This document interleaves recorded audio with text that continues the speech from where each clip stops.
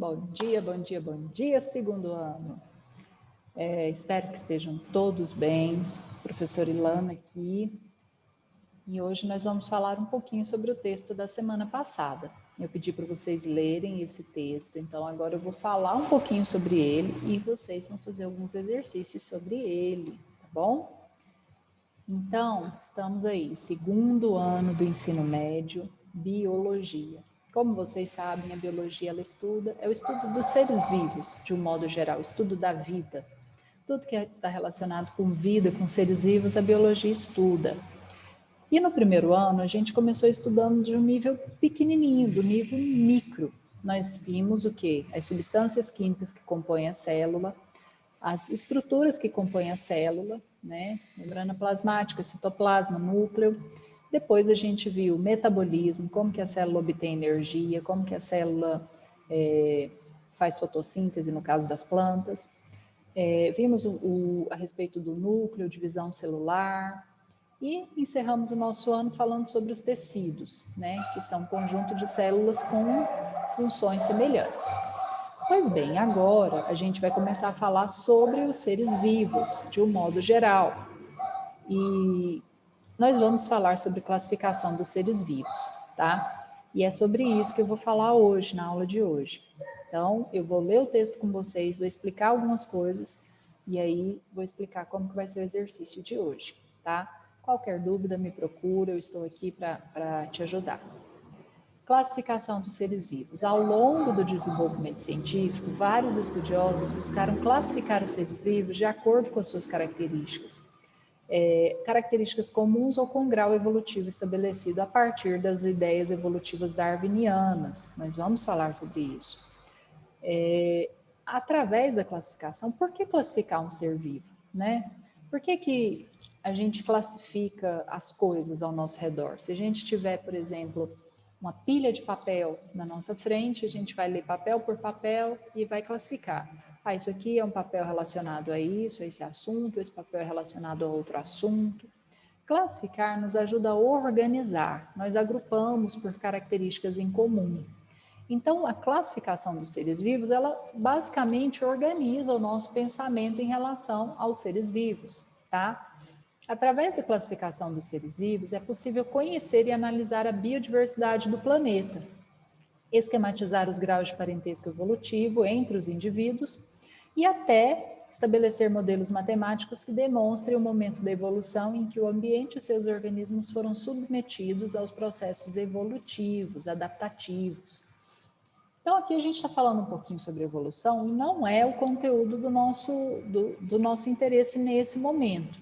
Mas eu preciso abrir esse parêntese e falar o que é evolução. É a capacidade que os organismos têm, que os seres vivos têm, de se adaptar às condições do ambiente.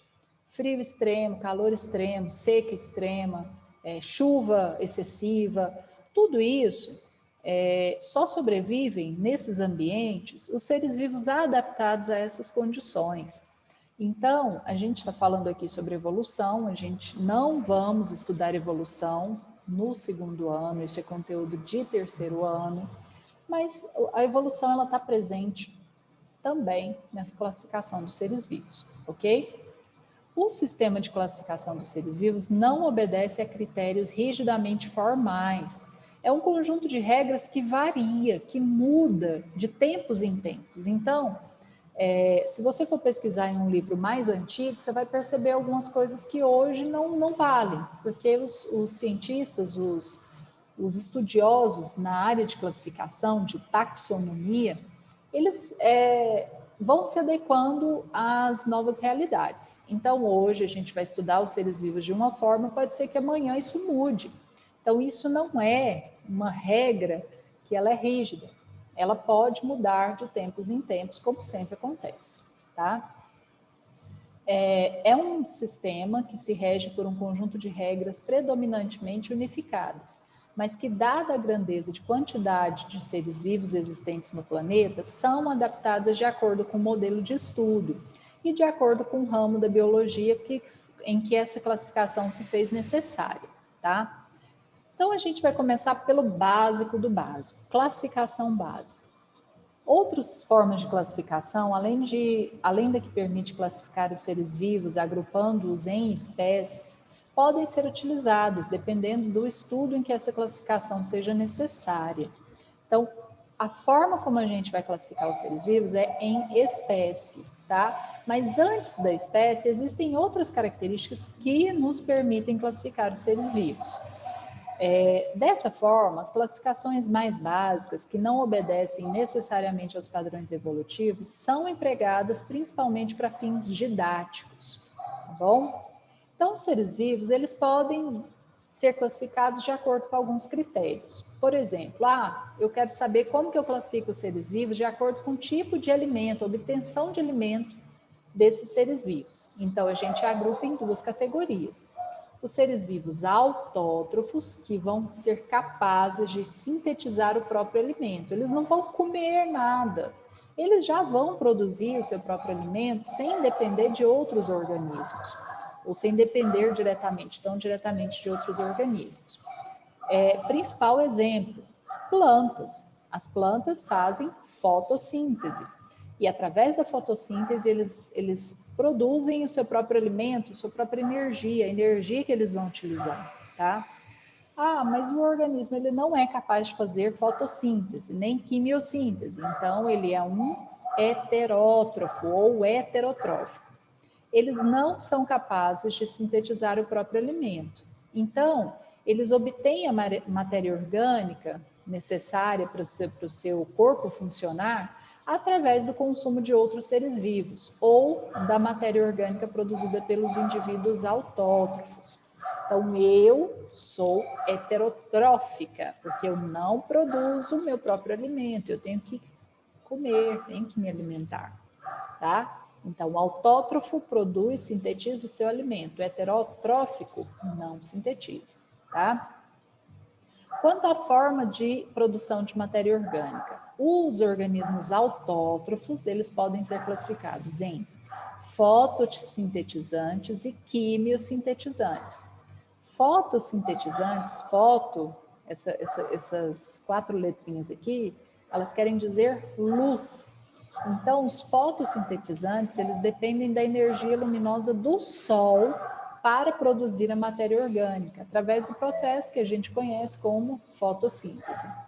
Mas tem organismo que produz matéria orgânica sem a presença do sol, sem a presença da luz solar? Tem algumas bactérias que são quimiosintetizantes. São seres que utilizam compostos químicos inorgânicos para a produção de matéria química, a matéria orgânica, através de um processo que é chamado de quimiossíntese, ok? Quanto ao hábito alimentar, isto é, o tipo de alimento consumido para os seus processos metabólicos, os seres vivos heterótrofos, eu, você, podem ser subdivididos em herbívoros, seres que se alimentam de plantas e vegetais, e carnívoros, seres vivos que se alimentam de outros seres vivos, geralmente através de caça ou de restos de animais, como os fungos e bactérias decompositoras.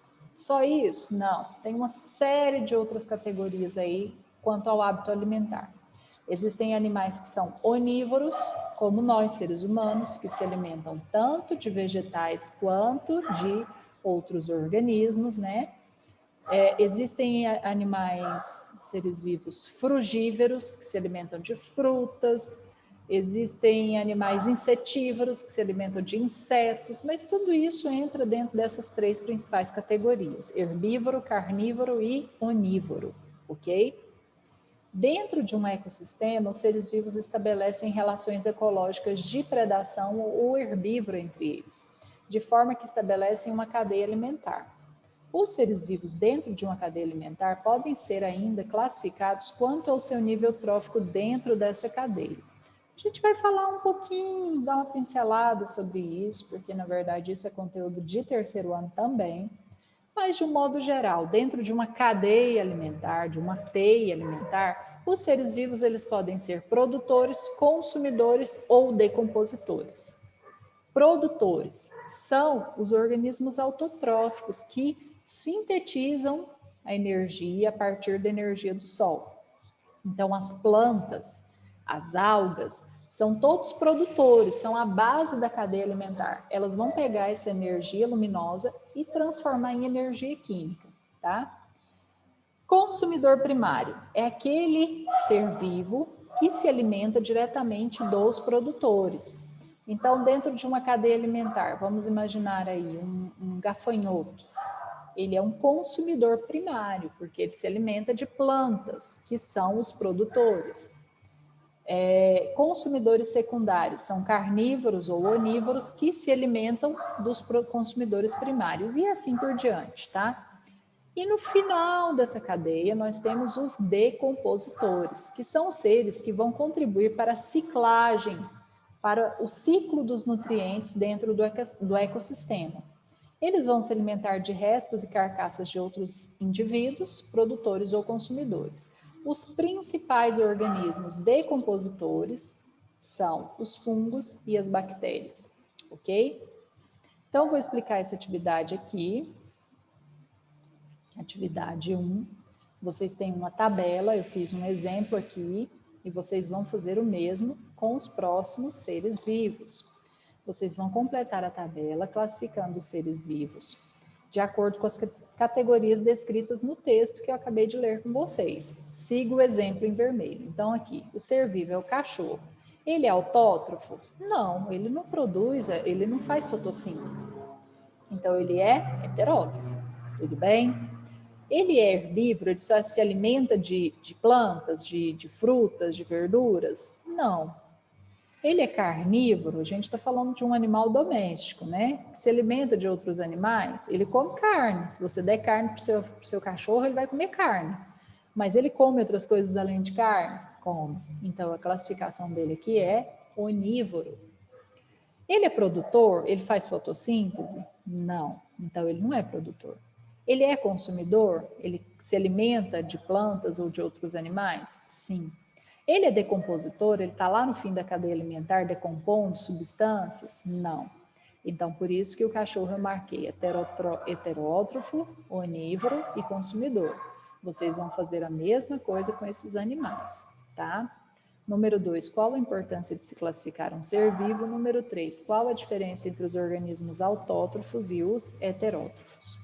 Vocês vão copiar essa atividade, o texto não. Vão copiar a atividade no caderno, vão responder e vão tirar uma foto e enviar, não no meu WhatsApp.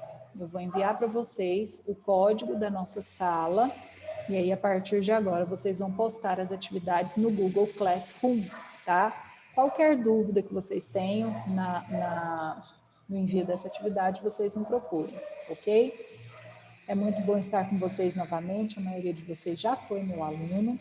E sintam-se à vontade para o que precisarem, para me perguntarem, e eu estou aqui pronta para ajudar vocês, tá? Até a próxima.